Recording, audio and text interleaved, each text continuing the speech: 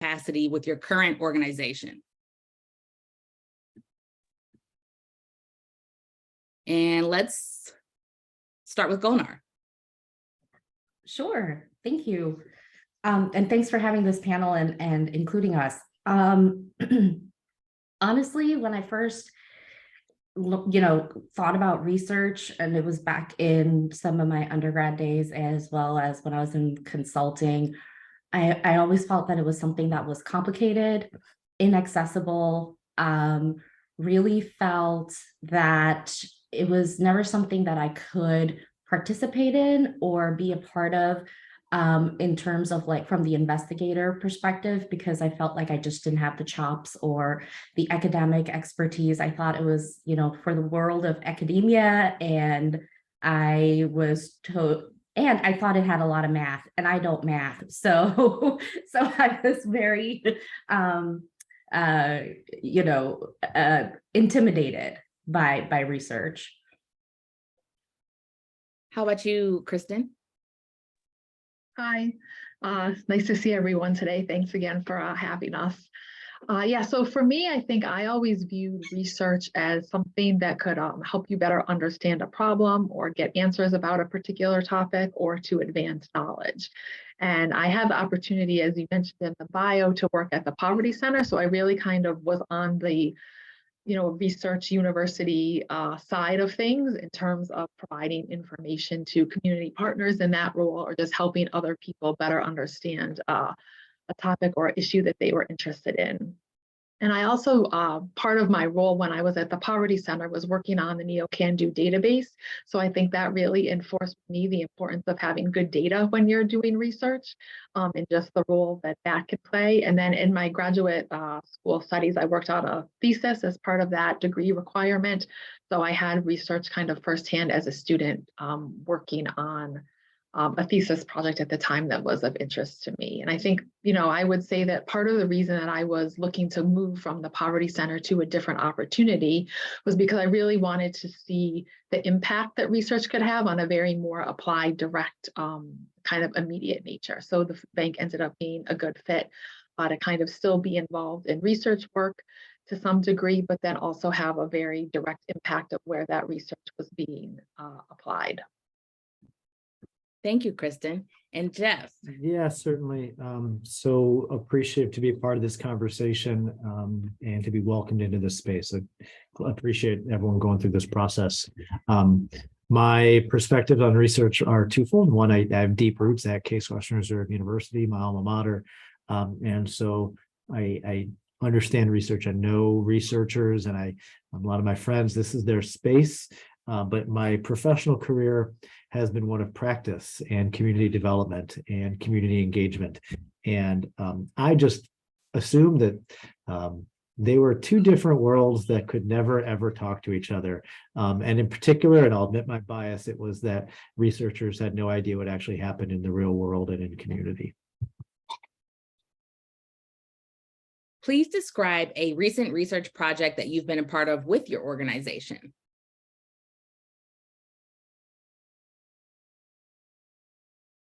And we can start, Jeff, if you could tell us a little bit about what CDCs are, just so that we can level set with the group, that would help as well. Yeah, absolutely. So community development corporations are not, so my world, the CDC is not that big operation in Atlanta, but they are the far more important organizations. They're lifebloods of neighborhoods in Cleveland.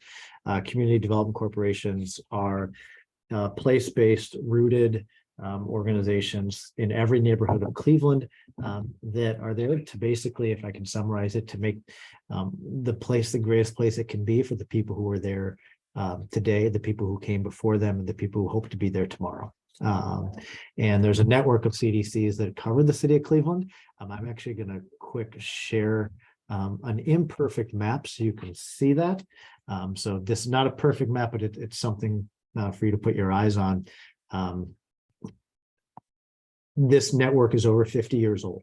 And it really started with the idea that if you empower the people who live within a community and you connect them to the financial and political resources that really drive change in our communities, good things happen. It's a really, really beautiful idea, right?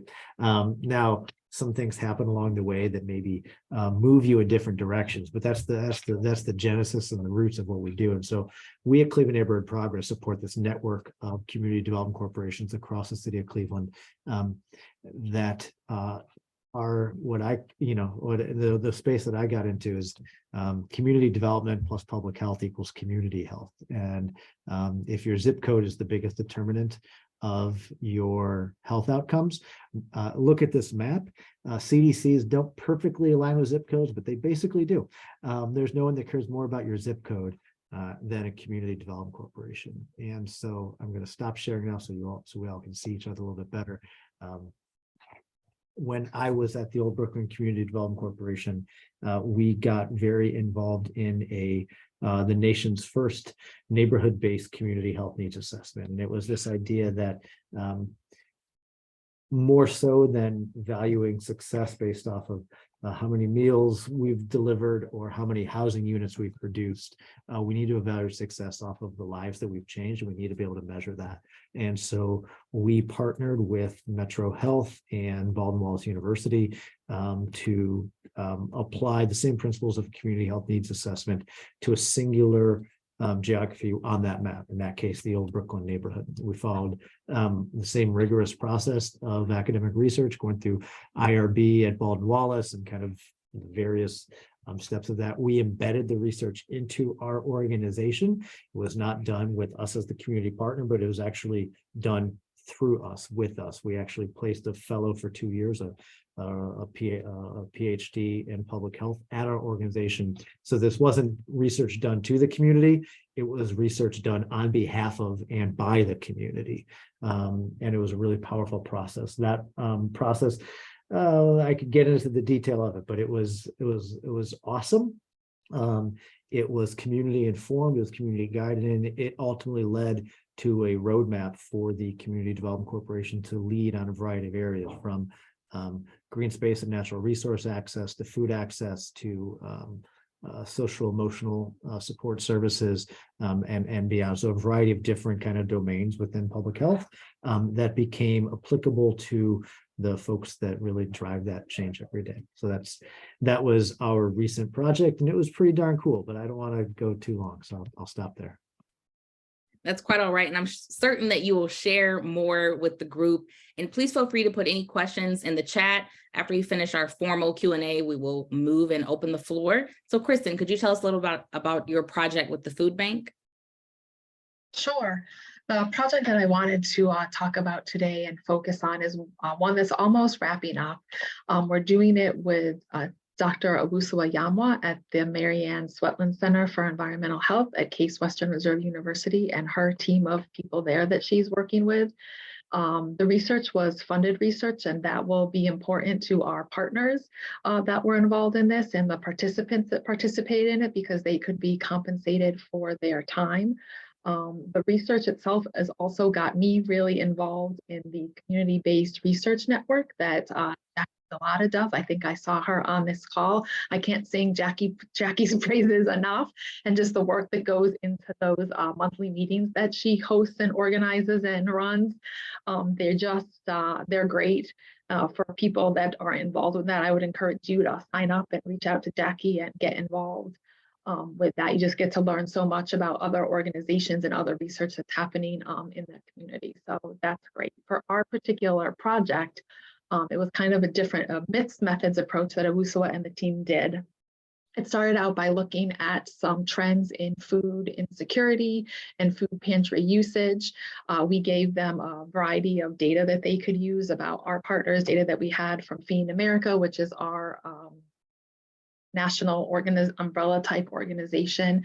And so they did some clustering of that data to identify which pantries that we work with in the city of Cleveland that they wanted to reach out to visit And then they also, in addition to visiting the pantries and in doing that clustering approach, they also talked to people that are actually receiving food. So it's kind of looking at what are some of the barriers that people face, what are their experiences accessing emergency food, how have trends in emergency food usage changed over time.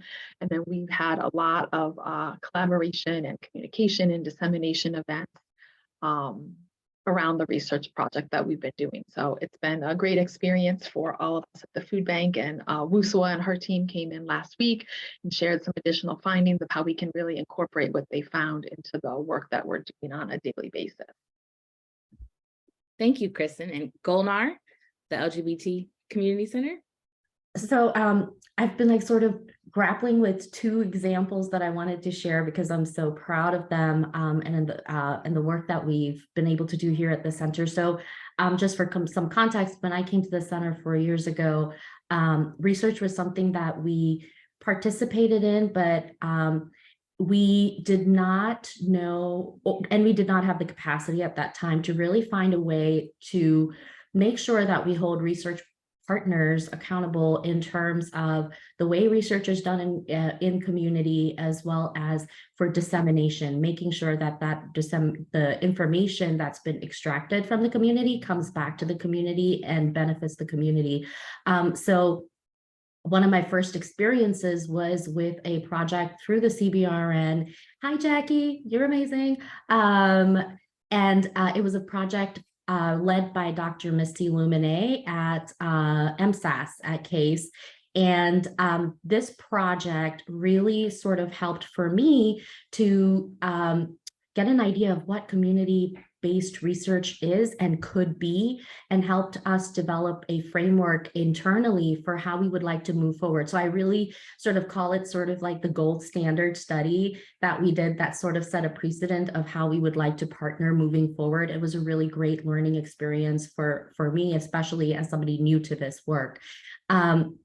And so that project was called Translate, and Translate was a community-based research project that we recruited about 25 people. We ended up with a cohort of 22 transgender diverse individuals ranging anywhere from 18 to about 80 years old, a variety of socioeconomic demographics. You know, you had folks that were sex workers all the way to folks that were researchers and professors in academia, to other professionals. And what that project was doing was to try to really understand the barriers and challenges experienced by trans and gender diverse folks when accessing healthcare. And, you know, at some level, you know, it's easy to say, well, yeah, duh, like there's a lot of barriers. But one of the biggest challenges, especially working with minority populations like ours, is that this data doesn't really exist. And in order for anything to move forward or anything to happen, or for, you know, anybody to take you seriously, they're always like, oh, well, where's the data? Not recognizing how exclusionary that perspective is and how elitist that is. And so we were able to get some really great data that already reinforced what we knew to be the truth. We just had now data behind it. But it was a project that really centered the participants of the research. They drove the research. There was a great partnership right from the beginning with the center and the researcher around the development of the framework for how the research was going to happen, how recruiting was going to happen, how what types of questions and methodologies would be employed. And so it was like the first true community research partnership that I had experienced. And there was an intentional component of, okay, now that this research is over in 9 months, like what happens after that? And so you know, hats off to Misty and her team, because they were very intentional about ensuring that there was funding to sort of continue the work that this group had started as a cohort. And it turned into like the Translate group.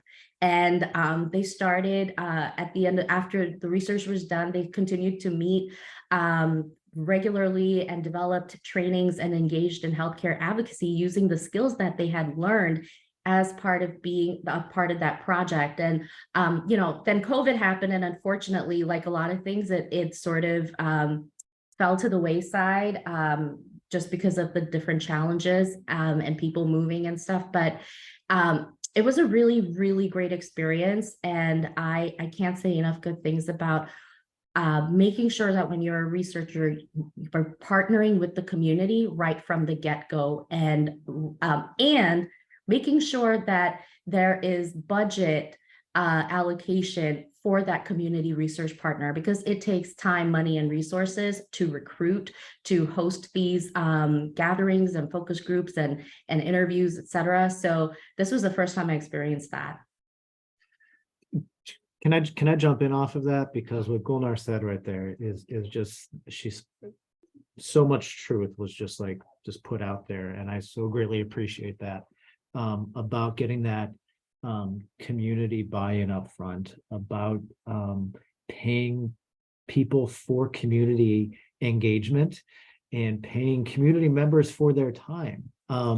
It is absolutely this fallacy of you know, what comes first, the data or the resources, and it's offensive to communities. You're asking folks who are already facing burdens and barriers and the kind of the institutional structures of racism, sexism, and the other isms that we're dealing with within our communities. You're then asking them to provide personal, confidential data that is life-altering for them for your research, and you're not compensating them. I just want to hammer that point home, and Gulnar, thank you for elevating it, because I think it is so deeply important and something that I'll stand with you with all day on. Thank you, Jeff and Gulnar. That dovetails very nicely into our next question, which is how did your organization help the study team build rapport with the community, with the research participants? And I'd also like to elevate the question that we have in the chat that Jeff answered that also relates. Elizabeth Matthews says, I'm from Indianapolis and our CDC covers central Indianapolis, but stops short at the communities that have the biggest needs. How would someone go about requesting expansions of current CDC boundaries? So first question, how did you help build rapport? And then the second is, how did you kind of advocate for expansion of resources for the communities that need it the most? And let's kick it off with Jeff this time. I think the rapport is, and if I may, this might be not what folks want to hear. Focus less on how you can build rapport and focus more on how you can support the people who are already in that network and in that space. Your job gets so much easier when you work with the folks who are already in that space and you support them and resource them and guide them. So how it worked at our project in Old Brooklyn is that we didn't have Baldwin Wallace come in to do research. We did the research. They provided administrative support, they provided research support, they provided data analysis and IRB certification and guidance. But it wasn't an unknown researcher knocking on your door saying, will you fill out the survey? It was the same folks who knock on your door and say, hey, we noticed that your porch is falling down. We have a program to help repair your porch so you can stay in your home. We're already a trusted partner. We're already folks that are doing their kids' meals and doing the summer programming and all these other things. So we just embedded the research into those existing networks instead of trying to bring the network down. How that's translated in other communities, because that work has now expanded. What started in Old Brooklyn is now being done in communities with much greater need in Central and in Kinsman and in Buckeye. And the research partners from Case Western Reserve University have explained to us how amazed they are at the community response from a community development corporation rather than from a research center. And this is not to bemoan or put down the research centers. This is, to me, actually just elevate people who are already in community, and we should just support them and lift them up. So that's my answer on how you kind of build relationships, support the people that are already there. Kristen, Gulnar, any thoughts? Go ahead, Kristen. Thanks, Golnar. Yeah, I could start or comment on this. I think our approach on the project we were working was a little bit different than what Jeff just talked about. And I think because we go to our partners all the time and we're used to like doing site visits with them and they're used to talking to us. So we kind of welcome the opportunity to have somebody different and independent kind of go in and talk to them. So maybe they didn't want to be maybe as upfront on the pantry side of things as telling us like, you know, things that we could do better on, but it's easier for them to tell that to somebody else that isn't directly the food bank.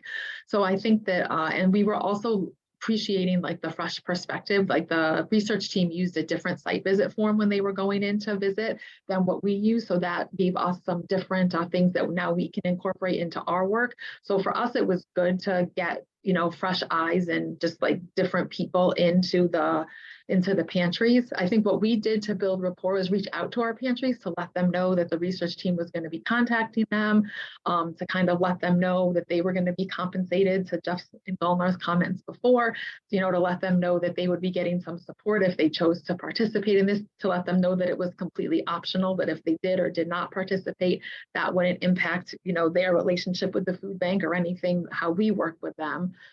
And then because it was both a two-pronged approach of talking to the pantries, but then also people who are being served as the pantry partners, we sent out flyers. A lot of times, you know, people don't necessarily know that their food's coming from the food bank when they're going to their local church, their other local like nonprofit or community center. So we kind of worked through the partners to reach out to people that like they were more familiar with and reaching out and asking them to participate. But we just kind of share the information that the research team had so that people knew that the food bank was supporting it, that it wasn't some stranger contacting them, that we were involved in this work, and just tried to make sure that that the communication was open and that people kind of knew what to expect and what would be happening. Yeah, I mean, of course, I agree with Jeffrey and Kristen. No surprise there.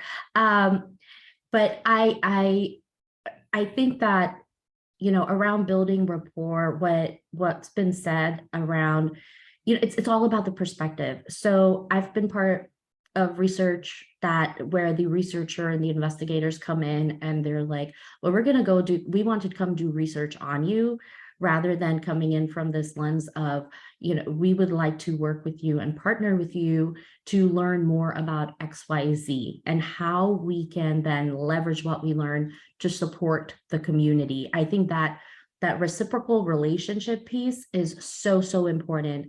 And secondly, I think, especially when we think about marginalized populations, I cannot emphasize enough the importance of this being led and the research being done by folks from that community. So we've been very lucky, and I think part of it has also been sort of the intentionality as well around wanting to partner with queer folk who are researchers, because there's already an inherent baseline level of understanding what it means to be LGBTQ and navigate the world and navigate the systems that are not built for you and really intentional about keeping you out, right? When it comes to learning about challenges and barriers and disparities and all of those types of things. And so I think that you have to center that marginalized population right from the start, right to like, who is your research team comprised of? Who are the people that are going to be out in the community helping you reach participants and connect to participants? What do the materials look like? I know that sometimes, and I've run into this too, is like often academic institutions and even healthcare systems that we've mostly partnered with, in my experience, there's like very strict rules with IRB about like what the material can look like and those kinds of things. But those things do not indicate to an LGBT person that this is something that's LGBT friendly, right? There's no cues, there's no visual markers that this is at least somebody or an organization that is aware enough to know to put something like that on the recruiting materials to indicate to folks that, okay, this is, even if we're not queer ourselves, we are queer friendly and affirming, and this is going to be safe. one of the interesting things that I found in our role here at the center is, in some ways, we play that gatekeeper role, and I put that with the caveat that I'm not a big fan of gatekeepers because on the flip side of that, they can also exclude. But in the sense of which we do it at the center, it's really about prioritizing the safety of the community, prioritizing their well-being. And so we play the role of like really sort of vetting the folks that are coming with these requests to the community. And I can tell right off the bat what the relationship is going to be like, and whether we're going to gracefully decline or we're going to move forward, just in the way that they interact with the center, and just in the way that they ask the questions. The way, are they open to being educated themselves, right? Like, are the researchers going to be open to going through a safe zone training, an allyship training, a basic LGBT 101 around, so that their interactions can be better informed? The ways in which they navigate within our community are going to be done from a place of cultural humility and true inclusion. And so I think that those initial interactions can tell you a lot. And, right off the bat, if they're not thinking about how this could also, what types of resources that they're bringing to the center to support their request and what they're asking, then there's, that tells me that there's a conversation to be had. And if the response is like, yeah, but we don't have enough funding and blah, blah, blah, blah, blah, which I know is reality. I get that, but then you're not really thinking from an inclusion lens, because you're not thinking about who's getting left behind, even when it comes to access to those limited resources. And so, so those are just some thoughts. Thank you, Golnar. Kristen, what were some challenges about the process, the research process, that you observed and or intervened in? Sure. So one of the challenges that there was just in terms of like getting either our partners and or the participants to participate in the study. I think sometimes that just based on when this occurred, there was just some challenges of getting like enough people or what they were looking for in terms of the numbers of people to participate. So we just worked, kept working, trying to think of like new methods or different ways to get the message out so that there could be people involved in the study. And then another, we analyze a fair amount of data ourselves at the food bank, and the research team was also analyzing data. And sometimes the numbers that they were generating didn't always match the numbers that we had. And so a lot of that could be explained through a variety of things, like differences in the timing that we were looking at the data, or the definitions we were using, or focusing on different geographies. So just kind of really having a good back and forth in terms of, well, what does this number mean? Or what are you doing here? Or, we were getting something different. Why is that? Just to make sure that the information that was being included in some of the quantitative analysis was consistent with how we had been talking about it, or if it wasn't, then why. We knew what those differences could be attributed to. How about you, Golnar? You think after 2 years I'd learn about the mute button. So, yes, there are challenges. And most of my challenges that I've experienced is here at, in my role here at the center, is really around a lack of understanding, and really sort of having to remind our partners around, like being that squeaky wheel that's like, okay, well, who's getting left out? Who are we not including? And where, how are you showing up? And how are you asking these questions? And who, in some cases, reminding them that, hey, let us take the lead on this portion, because we know, right? We know how to get this information out there, or how to get to the people that you're looking to get to. And so some of it is mostly around those types of things, really around those interpersonal interactions, but then also around the dissemination side. Again, being that squeaky wheel and saying like, hey, we still haven't done dissemination. What are your plans for community dissemination? And like I have found myself moving towards, okay, yeah, you're going to come back and share this infographic or this information, but really what I'm interested in is how are you going to help me to implement the recommendations or to do that next phase? Because ultimately, I want this time, resources, and effort that's been dedicated from my community to have some benefit for my community. And so how are we closing that loop? How are we, going to continue to partner? So it can't be just like a one and done deal where you're like, okay, great, we got what we needed, peace out.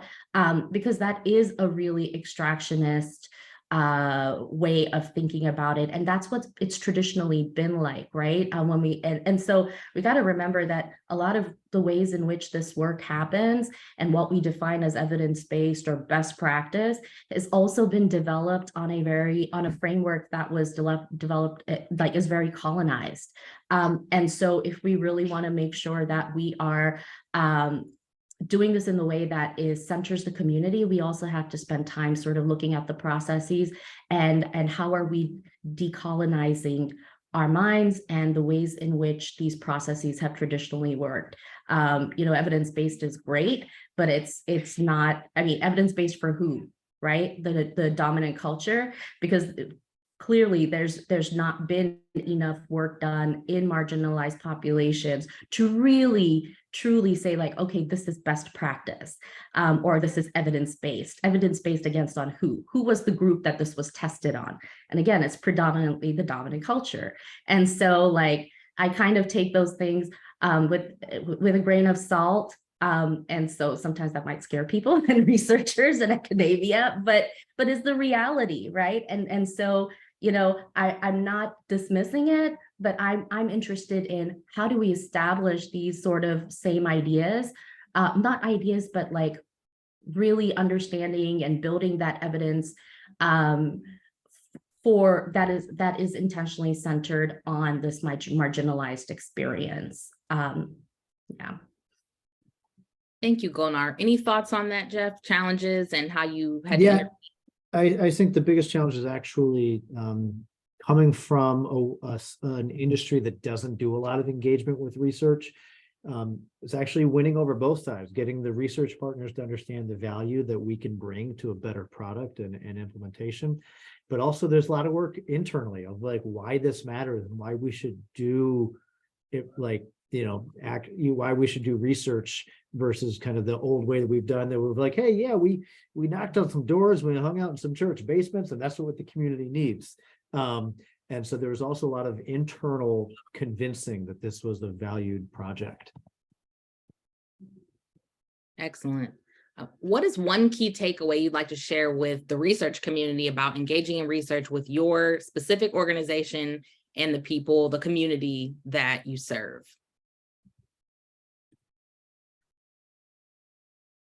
I'm going to go back to being the squeaky wheel and say, like, remember that all of these processes, even what we define as, best practice and again, the evidence-based stuff and whatever is coming from a white colonist perspective. Education itself and academia itself is colonized. Hence, all the other things that are connected to it are also colonized and created in a way that are meant to include the dominant culture and exclude the marginalized communities. And so I think that it's really important to continue to do this work for ourselves, get to become comfortable with being uncomfortable, because that's where the learning happens. Don't fall into the trap of like this cancel culture business. Like, I am not about that, because that just doesn't allow for any evolution or growth or learning to happen. But when you're engaging in this work, I think it's very, very important to consistently question ourselves and remind ourselves, well, like, what about this is propagating the status quo? What about this is propagating or contributing to the propagation of the status quo, right? Because sometimes it feels like we do the same things and we have these accepted ways of doing things, but then really nothing changes because we're all doing the things the same way over and over again. And so I think it's really important to continue to question that. And the second thing should be, I would say like is continuously ask yourselves who's being left out, who is not here at the table. And third, I would say like decenter the majority to center the marginalized, because that's really where the impact of what we hope as researchers, as folks doing this work, really from the lens of wanting to bring change. Change is not going to happen until we learn to decenter ourselves and center the community that we are working within. Thank you, Golnar. Kristen? Yeah, so for this question, I would just add to really collaborate, with whoever it is that you're working with. I think our experience working with Owusuwa and her team and with the Sweatland Center was so positive because there was so much collaboration involved. And so that really for researchers out there that are looking to partner with community organizations to just really keep in mind that, I think a lot of times people will say, oh, we want to collaborate. And what that really means in my experience sometimes is we want your data and then we never hear from the person again. So we give them what they're looking for and then that's it.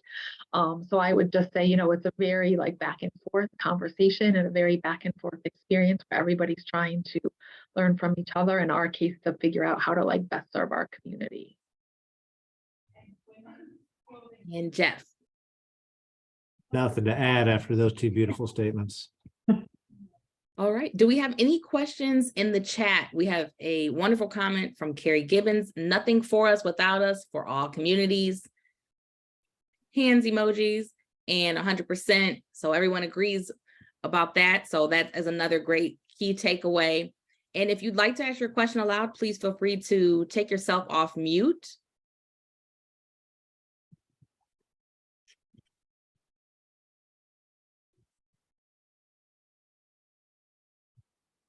And I have a question too. I'm not sure that we necessarily touched on this at the beginning, but what would be the best way to approach your organization?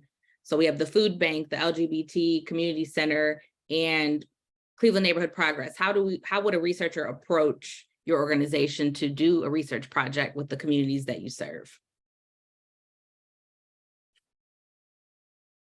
Jeff, let's start with you. Yeah, I might be foolish here, but I think most of my colleagues around the Community Development Corporation Network we accept carrier pigeon messages, emails, Slacks, little I heart you, will we do research notes? I think we're very open, and we would love and welcome that. To Gulnar's point, too often we feel like that the research goes right over our heads and our communities are not included. And so and if any of you try that and it doesn't work out, contact me and I will beat down someone's door and they'll answer you the second go round, I promise. Golnar? Yeah, I'd say, the same thing as Jeff. I think we just missed out on rainbow unicorn smoke signals, because we do accept those as well. Just reach out. I think it's just about initiating that conversation and saying, hey, this is something that we think about and we would love to partner on, and what can that look like?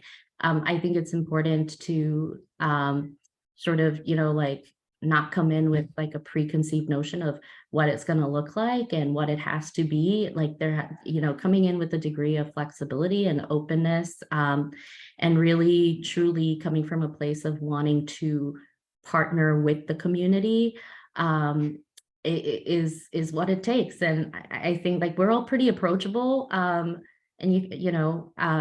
yeah, just reach out. Yeah, Gulnar again brought up something that is beautiful and right.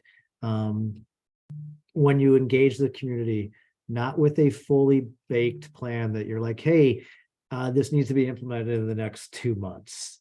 Right. A genuine interest in co-creating something, because you might have a concept that's oh, I think this is a great research project, but to the community that is off or not important or maybe just offensive. And come in with some patience with a long horizon and a desire to co-create. And I think you'll get something really beautiful out of it. Yeah, that long horizon is really, important. None of this is going to happen overnight. If you come, we're already stretched thin and already wear multiple hats. So being patient and really thinking long term is going to be important. Kristen, for the food bank? Yeah, we're always happy to partner with people and to have conversations and to, talk about how we could work together. So I would say just give us a call or send us an email or stop by and visit sometime, and we'll figure out how to make something work. All right.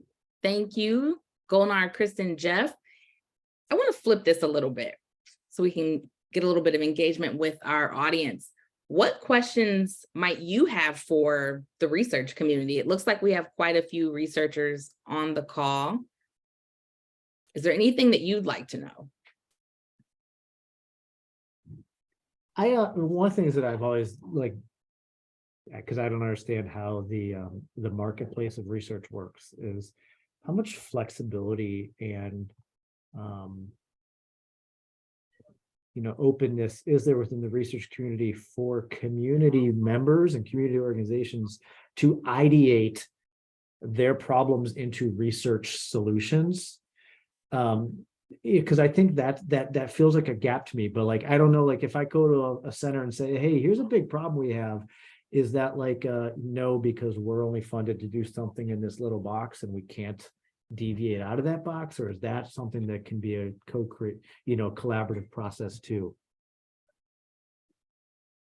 That is such a great question. Do we have anyone on the call? Maybe Jackie from the CBRN?